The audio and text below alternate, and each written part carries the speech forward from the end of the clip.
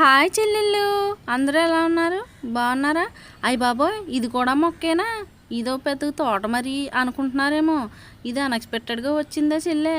మొన్న 4 పుచ్చకాయ మొక్క తిని 4 గింజలను అయితే ఇందులో వేసాను. నిజంగానే వాటర్ మెలన్ వచ్చేస్తుంది. మరి చూడు, మరి అది కనుక అయ్యిందనుకో నీకే తెచ్చిస్తాను.